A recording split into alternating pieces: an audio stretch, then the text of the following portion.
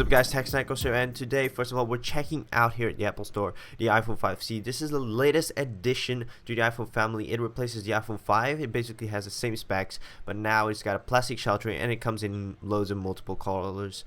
I say loads, but just about 6. I gotta say that I was impressed when I first held this device. When I heard this plastic, I was quite disappointed. This is not normally what Apple does, except they did this with the 3G and 3GS.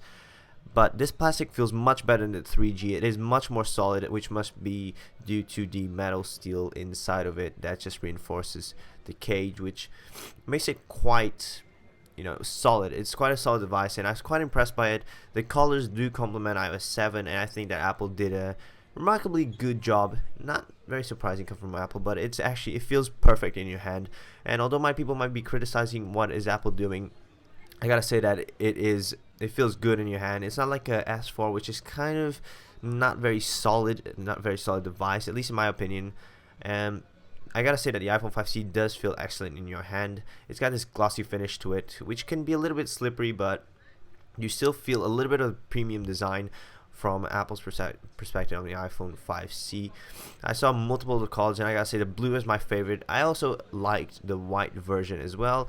Although I gotta say the pink watermelon-y color is a little bit too flashy. The colors are a little bit too flashy, but obviously that's good if you want to show off, obviously. But in terms of specs, it's almost the same. Performance, almost the same as the iPhone 5C. Apple's also marketing their new covers, colorful covers for the 5C and 5S. And I gotta say that the Apple Store is much more colorful now than it was before. So well done Apple for being a little bit more colorful now. Now taking a look at the iPhone 5S, not much has changed design-wise, except there's no longer that little square in the home button that I think we all liked, that has been there since the first iPhone and basically was a trademark.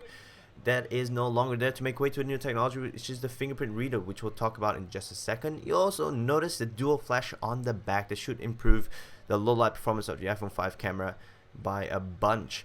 Now this is the gray model, the space gray model, which Apple introduced to replace the black model, which I wish they had kept. And they also got this new gold version, which I gotta say I'm a big fan of. It really looks stunning, and it's not really gold, it's more of a champagne-y color, which they've been calling it, and it really does look beautiful. Now let's talk about probably the iPhone 5s's biggest feature, which is the fingerprint reader, which I think will be the next essential thing for every smartphone to have. Now from the time I tried it, they have this demo set up, and I tried it. I think it works nicely. It's really easy to set up, and I didn't get any errors with it, so it's pretty easy to set up, and it did work nicely. Obviously I didn't try this for over a long period of time, but from the time I tried it, it was easily set up and it was easy to use right away. Now you can set up as many fingers as you want, I believe.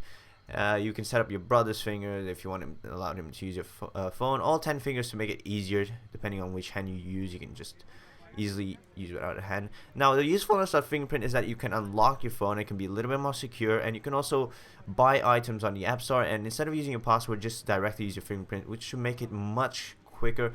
But there's also kind of a problem in case you click it by mistake and then suddenly your finger just happens to be on the home button, and then suddenly you click it out and you bought it. I don't know if that might happen. I really haven't tried it, but there's probably a warning for that, hopefully. Now for everyone that thinks that your finger can be cut off and used with the new iPhone, that is not true. There's a sensor in the fingerprint that detects if the finger is really attached to your body and if you are alive. That's probably the waves that pass through your fingerprint, something like that.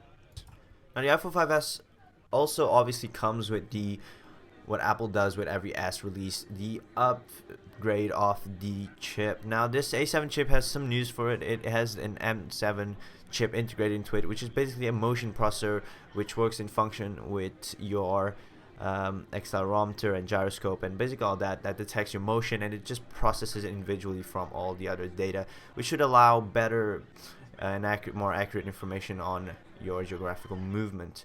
Now this will detect if you're in a car, so it won't look for Wi-Fi networks, and apps, when they adapt to this M7 chip and take advantage of it, should be pretty cool, like driving cars. In addition to that, the A7 chip is still dual core. Apple still insists on dual core, but it might have a little bit of a reason for it. It is still quicker than many other quad-core devices. Now, it introduces a 64-bit architecture for a smartphone. This is unheard of until now, which basically allows more graphic-intensive games. And once apps start to adapt to this new architecture, it should be pretty awesome to play games on the iPhone. It already is. Imagine having much better graphic processing. In addition to that, the A7 chip is still dual core. Apple still insists on dual core, but it might have a little bit of a reason for it. It is still quicker than many other quad-core devices. Now, it introduces a 64-bit architecture for a smartphone. This is unheard of until now, which basically allows more graphic-intensive games. And once apps start to adapt to this new architecture, it should be pretty awesome to play games on the iPhone. It already is. Imagine having much better graphic processing. Now the camera also has been improved, not only with the dual flash, but the aperture has also had a bit of an upgrade. There's been incremental upgrades to the camera, and Apple really never disappoints when it comes to cameras. They have one of the best, in my opinion, cameras in the market that really like great cameras. Now to compete with the Lumia, they've added this dual flash, which should really improve its low light performance, which the iPhone really needs to, because let's face it, the all flash did suck. Anyway guys, thank you a lot for watching my first look at the iPhone 5s and 5C. I gotta say that the 5C feels good in the hand, and the 5s I haven't had a chance to really see the improvements, although the gold color does look awesome. Anyway, thank you a lot for watching. If you haven't subscribed, be sure to check our channel. If you enjoy, then you should definitely subscribe. And I'll see you all in the next video.